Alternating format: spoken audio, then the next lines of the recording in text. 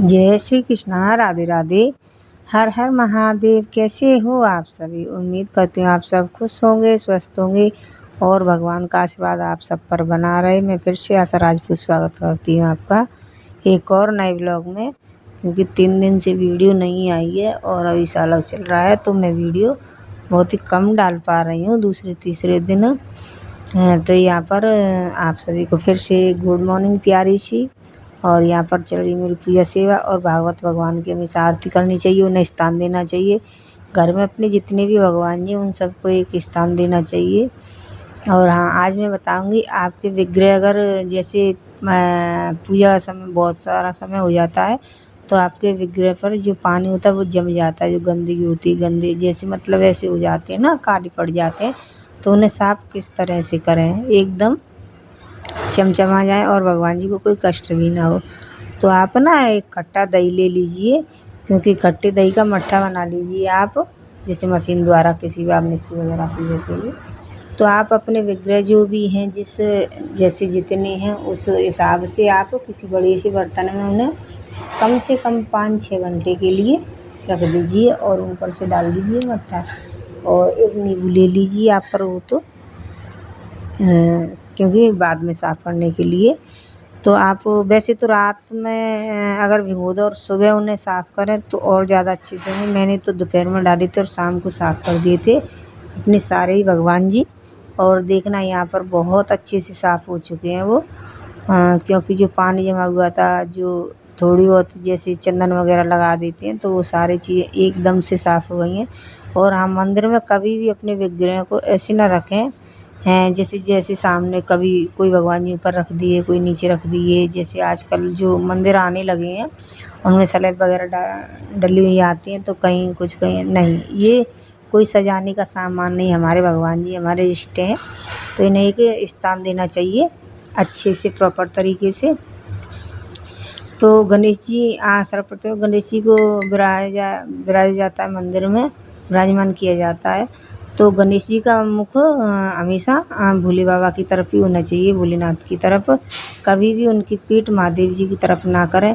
आप अपने भगवान जी को ऐसे व्यवस्थित कीजिए मंदिर में, जैसे छोटी छोटी चौकियाँ ले लीजिए या अपने हाथों से मतलब बना लीजिए। आजकल तो लोग घर पर भी बना लेते हैं, वैसे मूल भी मिलने लगी हैं, ये ऑर्डर वगैरह कर दीजिएगा।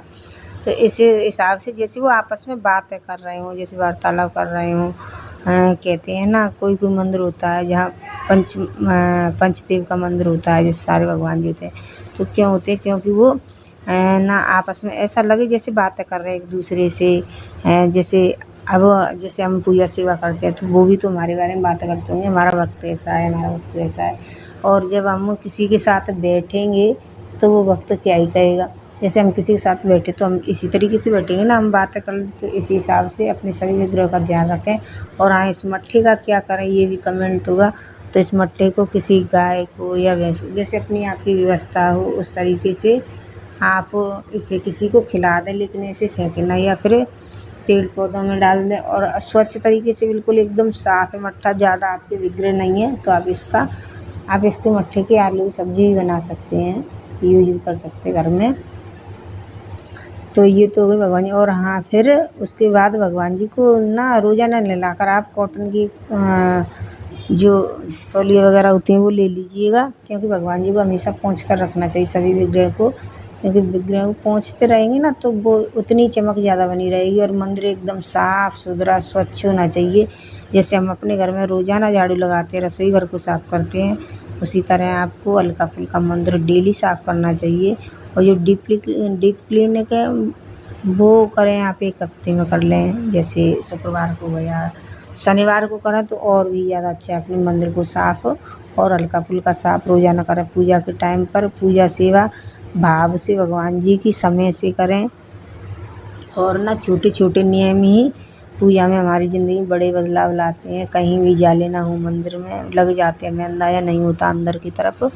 तो आप देखभाल अपने मंदिर की चारों तरफ करते रहें, गंगा जल छिड़कते रहें मंदिर में।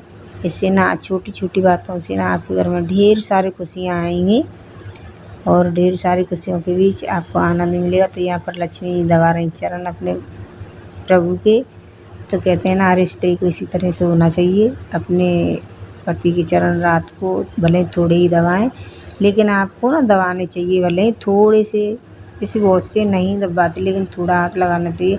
कहते हैं गृह लक्ष्मी होती है स्त्री घर की, और जो राहु केतु विराजमान होते पैरों में और स्त्री अपने हाथों से पैर दबाए पति के, तो ना सारे ग्रह शांत हो जाते हैं और लक्ष्मी का स्थायी रूप से वास हो